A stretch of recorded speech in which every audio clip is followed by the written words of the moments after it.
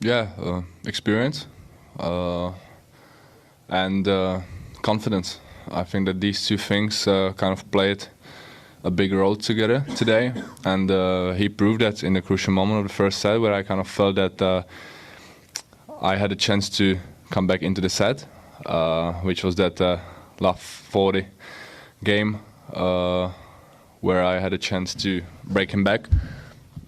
That was a moment where I kind of felt that he really served incredible. 5 first serves. I felt that if he would play more second serve, I would kind of have a good chance to find my rhythm, and I will have a good chance to put him under pressure from the second serve. But I think that he kind of felt the same way, and he improved. And since that moment, it was super tough for me to put him under pressure in his service games. Congratulations. I have just a couple questions. First, how were you able to make it closer than, obviously, was it Roland Garros? And does it feel like you were close, or does it still feel like you're far away? And then also, I'm curious how you know Jaromir Jagr. Yeah, so the first answer is, at our last meeting and last year's Roland Garros, I felt that these conditions were like extremely difficult for my game style. We played under the roof, Susan Langland, super wet conditions, heavy balls, and I felt that he was the one who basically had all the weapons at that moment. I could not help myself with the serve. Every time I played a good shot back then, he just had plenty of time to counter it somehow. Here it was slightly different story. The conditions were a little bit heavier today, I felt, also because of the rain, which I think didn't help me that much, but that's just the way how it is. The difference was there. Definitely I played better match. Definitely I showed today better performance that back there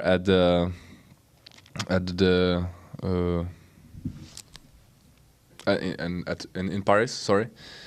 So I was focusing on not repeating the same mistake as back there, which kind of also meant just using my first serve as a weapon and going a little bit more to the net. And second question. I must say that he is a good friend of with a family of my girlfriend, and he had just it was in his plan to come to Florida. He just didn't know when. He was actually meant to be here a little bit earlier, but in the end we were like, okay, so let's just wait for the final. I made a final, so he came and he was supporting me. I just spoke to him right now before I went here, and it's always great to see such a sporting legend supporting you and kind of like having your back, and that's something what means a lot to me. So I think that's the second answer. It's been a big week for you. What is the biggest thing, the one main priority that you take away from this tournament, and also the transition now from hard court to red clay? It's not much of a turnaround time, so how are you feeling about that? Yeah, so I think that the consistency is one thing that I'm very proud of from this week, because I played many matches, different conditions, different players, different game styles, and the way how I was able to keep my, let's say, key weapons, working through all these matches was just something what I was working towards in the last couple of weeks, months, let's say. And so that's probably the thing. And also my mental setup during these matches was something what I'm very happy about, the way how I was able to come back when it wasn't going my way.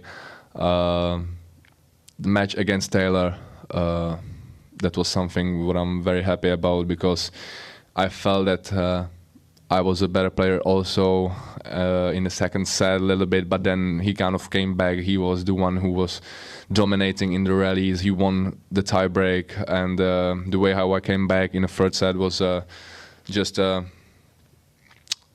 good pushback from me. And so these things are the key factors in my game, and I was able to manage them the way I wanted to. And the transition to clay, I mean, is never easy, but we have that week off. I will definitely go straight to Monte Carlo. I will not go to any other tournament which is being played, I think, right now. Tomorrow it starts. So that doesn't mean any, that doesn't make any sense. Definitely it's gonna be in a little bit rush, let's say. Normally I would take a little bit more time to prepare, but I mean, it's fine. I'm at a final here, so I think that even the work on Monte Carlo clay will be easier for me with that confidence that I bring with myself. And at the same time, there is no better place where to start, the year on clay than Monte Carlo. So that place is amazing, and I like to be there all the time when I can. So yeah, every time there is a tournament, I think it's also great to take some time before the tournament to use the country club and basically prepare well. The conditions are great, definitely better than somewhere else in Europe.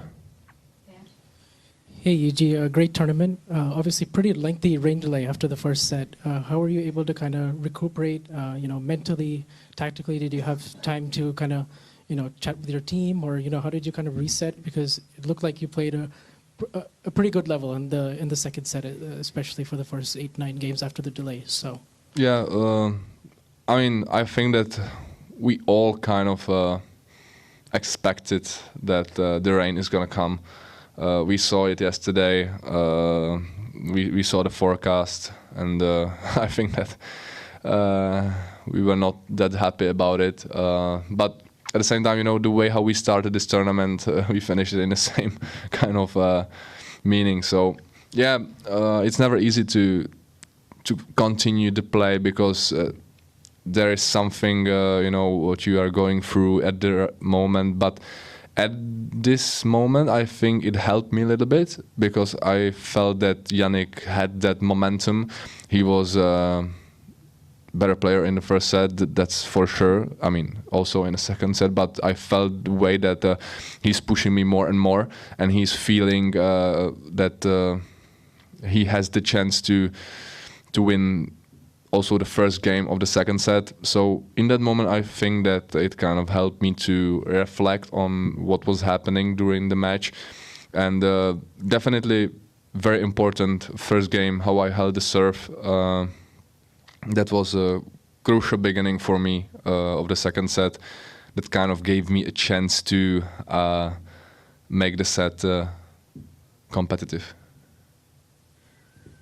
Hi Yuri, congrats on your tournament. You had not lost any games with your serve before the final. How important, how did it affect you when you lost the second game, with the 1-1 when Sinner broke you? Yeah, I kind of felt that I hit the wall. Yannick played very good return games, and I felt during the whole match that he's putting more and more pressure on me. So that wasn't easy, and it was a good stat not to lose a serve until the final. It worked quite well, but the way how Yannick played in that game, I also did a couple of mistakes, but I knew it needs to come sometime. Of course, I would love to hold my serve the whole year, but that's not possible. But I don't really think it kind of affected me. It affected me in the same way as any other break in any other match. But as I saw, and I think that you guys also saw, that the game after, I was able to, keep calm. I was trying to get that break back, and I had 3 good chances, unfortunately. And there, in that moment, we saw that what kind of player Yannick is. Whenever I had the chance in the previous matches, no one played in these situations on a level like Yannick did today. 5 consecutive first serves. I probably had just 1 chance to put the return in, which is the 30-40 point, and then two aces. So yeah, I mean, I think it shows how great player Yannick is, how he was able to come back in a crucial moment, and how he was able to help himself with the serve. So yeah, I wouldn't probably do anything differently in that moment. These 3 points, I played really well, and yeah, I mean, what to do? He played well.